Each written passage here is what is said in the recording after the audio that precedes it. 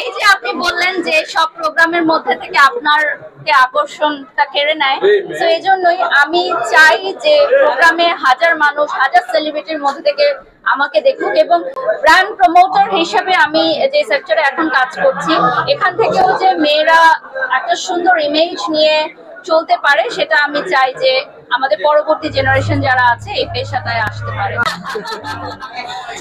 না, আমার personal makeup artist আছে, তবে আজকে স্পেশালি আমার মেকআপ করেছে সালেহা সারওয়ার, উনিও বাংলাদেশের একজন স্বনামধন্য মেকআপ আর্টিস্ট। আমি বলবো যে মেকআপ হচ্ছে আমাদের ডেইলি রুটিন, যারা আমরা ক্যামেরার সামনে কাজ করি মেকআপ ছাড়া হয় না। আসলে বেস্ট ব্রাইডাল মডেল হিসেবে আমাকে যখন ওরা ক্যাটাগরিটা বললো, আমার কাছে ভীষণ ভালো লেগেছে, কারণ এই ব্রাইডাল মডেল হিসেবে 2016 এবং 17 সালে একটা নিউজ হয়েছিল যে সর্বাধিক ব্রাইডাল মডেল হিসেবে আমি কাজ করেছি। তো সেই জায়গা থেকে আমার মনে হয়েছে যে এই ক্যাটাগরিটা আমি ডিজার্ভ করি, এবং এত বছর পর যেটা রিকগনাইজেশন হচ্ছে, এটার জন্য মেকআপ আর্টিস্ট অ্যাসোসিয়েশনকে ধন্যবাদ। নাথিং, আমার কোনো কিছু দরকার নাই, কারণ ন্যাচারাল সবসময় আমি এটাকে প্রেফার করি, প্রচার করি। এবং আপনি দেখবেন আমি বিভিন্ন লাইভে, আমি যখন বাইরে বের হই, আমি কোনো লিপস্টিকও পরি না, একদম বেয়ার ফেসে যাই, একদম without makeup, natural beauty always.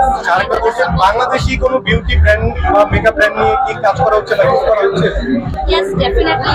Bangladeshi product হোক আর বিদেশি প্রোডাক্ট হোক, আমরা সব প্রোডাক্ট নিয়ে কাজ করি, এবং আমাদের আগে একটা ধারণা ছিল যে বিদেশি প্রোডাক্ট মানেই ভালো, দেশি প্রোডাক্ট মানে ভালো না। সেই ধারণা কিন্তু একদমই ভেঙে গেছে। ভালো প্রোডাক্ট আছে, ড্রেসের ব্র্যান্ড আছে, মেকআপের ব্র্যান্ড আছে, জুয়েলারির ব্র্যান্ড আছে।